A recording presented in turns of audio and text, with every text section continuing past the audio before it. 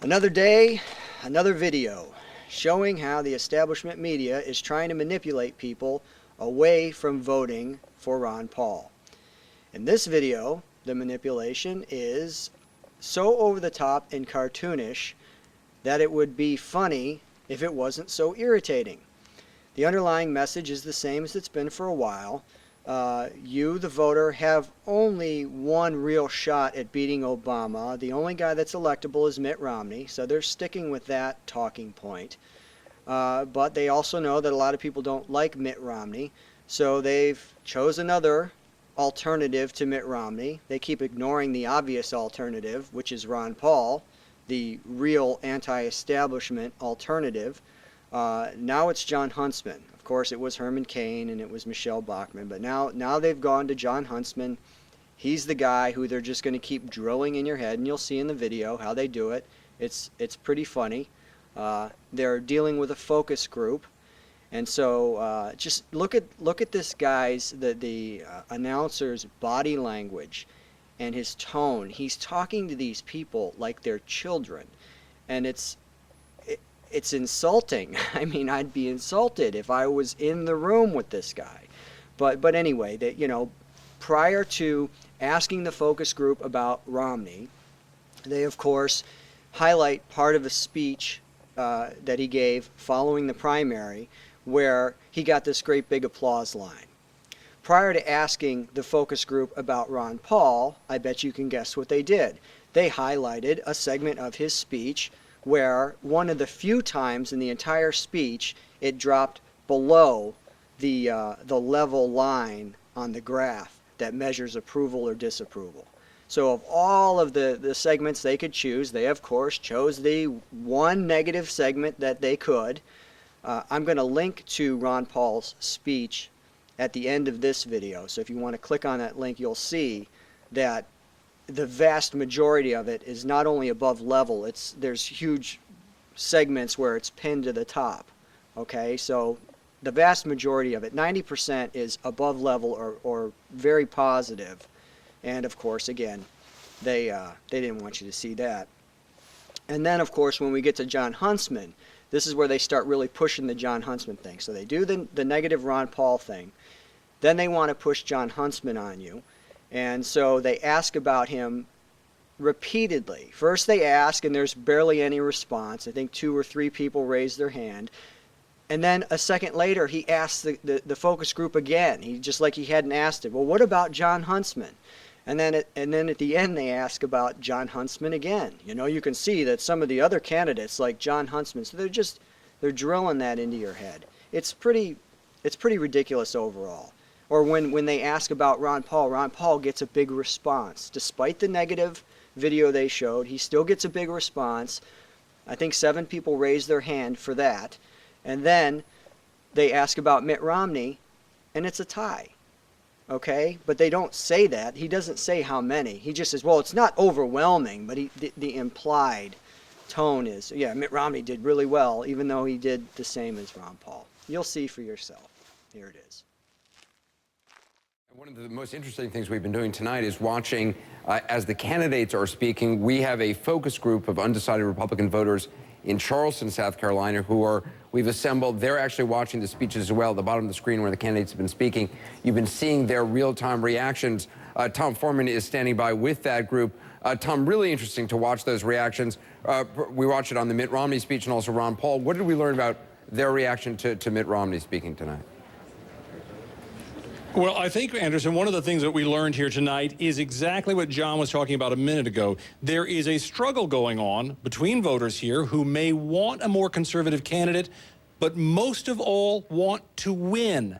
And they're trying to figure out who can do that. These are all of our folks here. They've been sitting here watching all these speeches patiently tonight here at the College of Charleston, and they've been using these little boxes the whole time where they've dialed back and forth to show whether they approved or disapproved of what they were hearing. All of that was feeding into these computers over here run by Southern Methodist University, where they're analyzing all the data and showing us what it adds up to. And I want you to look at the results when Mitt Romney hit his stride in the middle of his speech, talking about what this president has done and what he will do. Listen and look at the lines, Anderson. This president has enacted job-killing regulations. I'll eliminate them. He lost our AAA credit rating. I'll restore it. He passed Obamacare. I'll repeal it.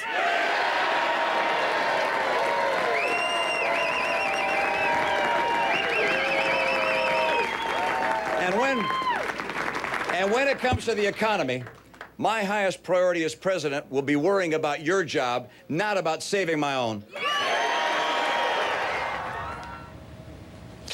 One of the things we heard from this group early on, Anderson, was that many of the people here want to make sure they win, although interestingly enough, many in the group, all undecided, had a generally favorable view of Newt Gingrich and some of the conservatives. But winning really counts for this group, yes? Oh, absolutely. No question about that. And this is probably the only time in my life that I have not been able to decide who that candidate's going to be at this point. Because in the race. Winning is that important. Do you agree with this? When somebody's got to win. I'm not really sure about the question. Do you feel, are you willing to, as this group said, so many in the group here said, even if their first choice isn't selected, they will vote for the Republican nominee because they so much want to win. Are you one of those people? If I don't get Ron Paul, I'm going Obama. Oh, you think you'll change? Oh, really? That's just me. You would change that much. All right, well, let's talk about Ron Paul because you raise an interesting point here. Many of the people here, when Ron Paul went negative, Anderson, talking about the war, you remember him talking about that part where he started saying, I'm really upset about the war and all of this? When he did that, this audience did not like it. Maybe you did, but not everybody else. Take a look at this part, Anderson. They claim it's a moral responsibility to take our young people, put them into the military, and send them hither and yon around the world. It is this liberty movement, which is seen as a patriotic movement, an individual liberty movement, that is saying to the country and to the world, we've had enough of sending our kids and our money around the world to be the policemen of the world. It's the time to bring them home. Most of the people in this room, Anderson, would say, contrary to our one friend over there, that they are going to back the Republican candidate, even if it's not their first choice, and they don't seem to like that kind of talk they heard there. What about you? You going to back whoever gets it, whether or not it's your first choice? Absolutely. Whoever wins the Republican nomination's got my vote.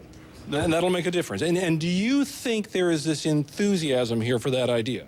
Absolutely. I think that people are really tired of the last 3 years, and everybody's ready for a fresh conservative face. Okay, let me ask you one last question, if I can come over here to you. When you talk about the idea of a conservative voter, that obviously, if you're Newt Gingrich, if you're a Rick Santorum, you're coming down here and you're saying, I've got to get that conservative vote to say, I want a conservative above all else. And yet so many people here, the dynamics on Mitt Romney were, people seem to think he can win. What do you think about that? Do you feel like you want a certain type of candidate, or are you just going to go for the winning candidate? I'm definitely going to go for the winning candidate, but I'm a little skeptical with Mitt Romney. I think what he's saying is what we all want to hear. I just don't know if I believe him yet. Oh, Anderson, listen to that. Isn't that an interesting point here? This idea of people saying, I want to believe this guy, I just want to know if he's authentic.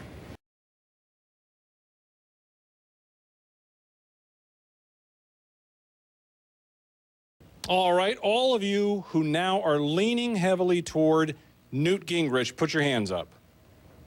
1, 2, 3, 4, 5 of you in the group here. What about Rick Santorum? Show me your hands. How many of you felt you'd lean his way tonight after what you heard and saw?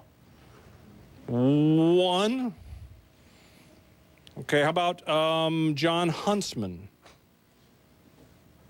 1, 2, maybe. You seem sort of a little hesitant. 3, maybe. This is like an auction. We have three going up there. The very slow process up here. Ron Paul we talked about earlier. Show me the Ron Paul support here. 1, look at this. This is very similar to what we saw tonight. 1, 2, 3, 4, 5, 6, although 7. And you said you're still kind of flirting with some other possibilities too. So this isn't all made up.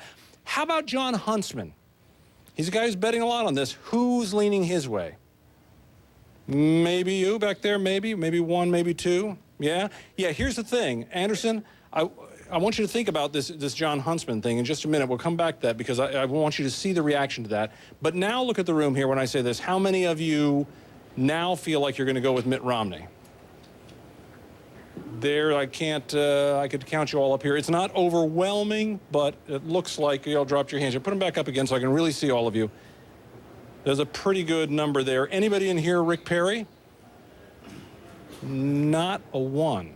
So, look, there's nothing scientific about this part of it, Anderson, as you know, but you can see, even in this room, how people are getting closer to making up their minds. Although I'll tell you in conversation, many of you here still willing to change, not locked down. What about you? You locked down or you still open? No, not locked down yet, but it's definitely between the two. It's either Newt or Ron Paul, because they're the most conservative and liberty-minded people, or candidates. All right, so that's what you see, Anderson. People still a little bit up in the air as to what they could do here, especially when it comes to folks like, Huntsman and some of those folks who aren't necessarily out front right now.